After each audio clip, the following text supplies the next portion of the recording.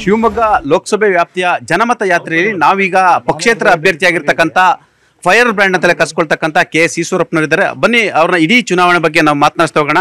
Sir, ಭಾಳಷ್ಟು ಚುನಾವಣೆಗಳು ಮಾಡಿದ್ದೀರಾ. ತಾವು ನಗರಸಭೆ ಚುನಾವಣೆಗಳಿಂದ ಹಿಡಿದು ಲೋಕಸಭೆ ಚುನಾವಣೆವರೆಗೂ ಮಾಡಿದ್ದೀರಾ. ಈ ಚುನಾವಣೆ ತಮಗೆ ಏನು ಡಿಫ್ರೆಂಟ್?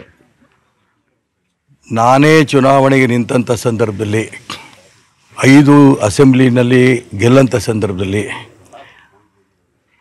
ನನ್ನ ಜೀವನದಲ್ಲಿ ಇಷ್ಟರ ಮಟ್ಟಿಗೆ ಜನಸ್ಪಂದನ ನಾನು ಕಂಡಿರಲಿಲ್ಲ. ಯಾವುದೇ ಭಾಗಕ್ಕೆ ಹೋದರೂ ಕೂಡ ಸಾಮಾನ್ಯ ಜನ, ನಿಮ್ಗೆ ಅನ್ಯಾಯ ಆಗಿದೆ, ಹಿಂದುತ್ವಕ್ಕೆ ಅನ್ಯಾಯ ಆಗ್ತಾಯಿದೆ, ಅಪ್ಪ ಮಕ್ಕಳ ಕೈಲಿ ಪಕ್ಷ ಇದೆ, ನೀವು ತೊಗೊಂಡಿರೋಂಥ ನಿರ್ಧಾರ ಸರಿಯಾದ ನಿರ್ಧಾರ ಇದೆ, ಯಾವ ಕಾರಣಕ್ಕೂ ಹಿಂದೆ ಸರ್ಕೋಬೇಡಿ, ಚುನಾವಣೆ ನಿಲ್ಲಿ, ನಾವು ಬೆಂಬಲ ಕೊಡ್ತೀವಿ ಅಂತ ಹೇಳ್ತಾ ಇದ್ದಾರು. ಆಟೋ ರಿಕ್ಷಾ ಡ್ರೈವರ್ಗಳು, ಕೂಲಿ ಕೆಲಸ ಮಾಡ್ತಾ ಇರೋರು, ಸಾಮಾನ್ಯ ಜನ, ರೈತರು, ಯುವಕರು, ಅದೇ ರೀತಿ ಹೆಣ್ಮಕ್ಕಳು, ಅಣ್ಣ ನಾನು ನಿಮ್ಮ ಜೊತೆಗಿದ್ದೇವೆ, ಯಾವ ಕಾರಣಕ್ಕೂ ಹಿಂದೆ ಸರ್ಕೋಬೇಡಿ, ನಾವು ಗೆಲ್ಲಿಸ್ತೇವೆ, ಈ ಒಂದು ವಾತಾವರಣ ನಾನು ಕಾಣ್ತಾ ಇದ್ದೀನಿ. ಸರ್, ಇಂದು ರಾಷ್ಟ್ರ, ಸಂಘ ಪರಿವಾರ, ಪಕ್ಷ, ಫೈರ್ ಬ್ರ್ಯಾಂಡ್ ಎಲ್ಲವನ್ನೂ ಮಾಡಿದಂಥವ್ರು ಈಶ್ವರಪ್ಪನವ್ರನ್ನ ಯಾಕೆ ಇವರೆಲ್ಲರೂ ಸೇರ್ಕೊಂಡು ಏಕಾಂಗಿ ಮಾಡಿದರು? ಅವರೆಲ್ಲರೂ ಸೇರ್ಕೊಂಡಲ್ಲ, ಒಬ್ಬರೇ ಮಾಡಿದ್ದು ಈ ಬದುಕು ಯಡಿಯೂರಪ್ಪನವರು. ಯಾಕಂದರೆ ಅವರು ಈ ರೀತಿ ಹೊಂದಾಣಿಕೆ ರಾಜಕಾರಣ ಮಾಡಿಕೊಂಡು ತಮ್ಮ ಮಕ್ಕಳನ್ನೇ ಮುಂದೆ ತರಬೇಕು ಅನ್ನೋಂಥ ಪ್ರಯತ್ನ ನಡೆಸ್ಕೊತ ಬಂದರು.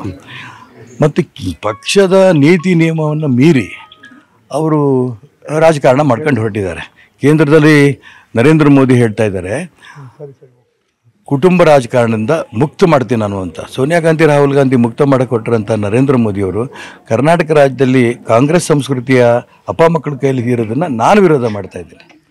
ಅವರದ ದಿಕ್ಕು ಏನು ಯೋಚನೆ ಮಾಡಿದ್ರೆ ಆ ದಿಕ್ಕಲ್ಲಿ ನಾನು ಹೊರಟಿದ್ದೀನಿ. ಹಾಗಾಗಿ ಇಡೀ ಪರಿವಾರ, ನಾನೇನು ಪ್ರಯತ್ನ, ಸಂಘದ ಎಲ್ಲ ಹಿರಿಯರು ಕೂಡ ನಮ್ಮ ಈ ಲೋಕಸಭಾ ಕ್ಷೇತ್ರದಲ್ಲಿ ಬರ್ತಿರುತ್ತೆ ಅತಿ ಹೆಚ್ಚು RSS ಪ್ರಮುಖರು ನನ್ನ ಜೊತೆಗಿದ್ದಾರೆ.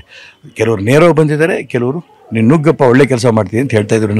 ಯಾರೂ ನನ್ನ ಒಬ್ಬಂಟಿಗೆ ಬಿಟ್ಟಿಲ್ಲ. ಅವರ ಮಾತಿಗೆ ಎಲ್ರಿಗೂ ಕೂಡ ವಿರೋಧ ಇದೆ. ಅವ್ರು ಮಾಡ್ತಿರೋಂಥ ಕ್ರಿಯೆಗೆ. ಅವರು ಕೇಂದ್ರ ಚುನಾವಣಾ ಸಮಿತಿ ಸದಸ್ಯರು, ಒಬ್ಬ MP, ಇನ್ನೊಬ್ಬ ಮಗ MLA 6 ತಿಂಗಳು ಕಾದುಕೊಂಡು ರಾಜ್ಯದ ಹಠ ಹಿಡಿದು ರಾಜ್ಯ ಅಧ್ಯಕ್ಷ ಸ್ಥಾನ, ಇದನ್ನೆಲ್ಲ ಇದೆಯಲ್ಲ, ಇದನ್ನು ನಾನು ವಿರೋಧ ಮಾಡ್ತಿದ್ದೀನಿ. ಬೇರೆ ಎಲ್ಲರೂ ನನ್ನ ಜೊತೆಗೆ ಇದ್ದಾರೆ, ಯಾರೂ ನನ್ನಿಂದ ದೂರ ಇಲ್ಲ. ಸರ್, ಈಶ್ವರಪ್ಪನವ್ರಿಗೆ ಟಿಕೆಟ್ ಕೊಡಿಸ್ಲಿಲ್ಲ, MLA ಟಿಕೆಟು ಕೊಡಲಿಲ್ಲ, ನಿಮ್ಮ ಮಗನಿಗೆ ಕೂಡ ಟಿಕೆಟ್ ಕೊಡಲಿಲ್ಲ. ಇದ್ರ ಹಿಂದೆ ಏನು ಸರ್? ಈಶ್ವರಪ್ಪ ಫ್ಯಾಮಿಲಿ ರಾಜಕೀಯವಾಗಿ ಸಂಪೂರ್ಣವಾಗಿ ಮುಗಿಸ್ಬೇಕು ಅನ್ನೋದು ಅಂತರಾಳನ ಅವ್ರದ್ದು. ನೋಡಿರಿ, ಅವ್ರ ಪ್ರಯತ್ನ, ಯಡಿಯೂರಪ್ಪನವ್ರ ಪ್ರಯತ್ನ ಇರ್ಬೋದು, ನಾನು ಒಬ್ಬನೇ ಅಲ್ಲ.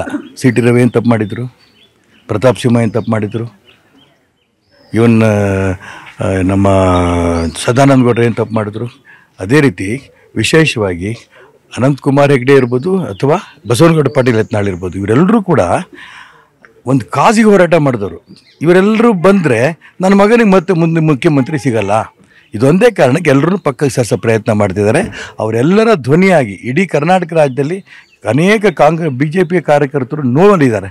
ಅವರ ನೋವಿಗೆ ನಾನು ಧ್ವನಿಯಾಗಿ ನಾನು ಈ ಚುನಾವಣೆ ಸ್ಪರ್ಧೆ ಮಾಡಿ. ಕೊನೆಯದಾಗಿ ಸರ್, ಶಿವಮೊಗ್ಗ ಲೋಕಸಭಾ ಕ್ಷೇತ್ರದ ಮತದಾರರು ಯಾಕೆ KS ಈಶ್ವರಪ್ಪನವರಿಗೆ ಮತ ಹಾಕಬೇಕು? ಸೈದ್ಧಾಂತಿಕ ಹೋರಾಟ ಮಾಡ್ತಿದ್ದಾರೆ ಈಶ್ವರಪ್ಪನವರು. ಯಾಕಂದರೆ ಶಿವಮೊಗ್ಗ ಅಂತಿದ್ದಂಗೆ ಹಿಂದುತ್ವದ ಒಂದು ಕೇಂದ್ರ. ಈ ಹಿಂದುತ್ವದ ಕೇಂದ್ರದಲ್ಲಿ ನಾನು ಹೋರಾಟ ಮಾಡ್ತಿರೋದನ್ನು ಎಲ್ಲ ಹಿಂದುತ್ವವಾದಿಗಳು ಮೆಚ್ತಾ ಇದ್ದಾರೆ. ಇಂಥ ವ್ಯಕ್ತಿ ಲೋಕಸಭೆಗೆ ಹೋಗಬೇಕು ಮತ್ತು ಈ ರೀತಿ ಒಂದು ಕುಟುಂಬ ರಾಜಕಾರಣದಿಂದ ಮುಕ್ತ ಮಾಡೋಂಥ ಪ್ರಯತ್ನ ಮಾಡ್ತಿದ್ದಾರೆ. ಇದಕ್ಕೆ ನಮ್ಮ ಬೆಂಬಲ ಕೊಡಬೇಕು ಅನ್ನೋ ಉದ್ದೇಶದಿಂದ ಎಲ್ಲರೂ ನನ್ನ ಜೊತೆಗಿದ್ದಾರೆ. Yes sir, thank you. ಇದು ಈಶ್ವರಪ್ಪನವರ ಜನಮತ ಯಾತ್ರೆಯಲ್ಲಿ ಅಭಿಪ್ರಾಯವನ್ನು ವ್ಯಕ್ತಪಡಿಸಿದ್ದಾರೆ. ಕನ್ನಡಿಗರ ಮೆಚ್ಚಿನ ನಿಮ್ಮ ನ್ಯೂಸ್ 18 ಕನ್ನಡ ಈಗ ವಾಟ್ಸ್ಆಪ್ನಲ್ಲಿಯೂ ಲಭ್ಯ. ಕರ್ನಾಟಕ ಮತ್ತು ದೇಶ ವಿದೇಶದ 360 ಡಿಗ್ರಿ ಸುದ್ದಿ ವಿವರವನ್ನ ನೀವು ನಿಮ್ಮ ಕೈ ಬೆರಳುಗಳಲ್ಲಿಯೇ ಪಡೆಯೋದಿಕ್ಕೆ ಈ QR ಕೋಡ್ ಅನ್ನ ಸ್ಕ್ಯಾನ್ ಮಾಡಿ. ನಮ್ಮ ಚಾನೆಲ್ ಅನ್ನ ಫಾಲೋ ಮಾಡಿ, ನೋಟಿಫಿಕೇಶನ್ ಆನ್ ಮಾಡಿ.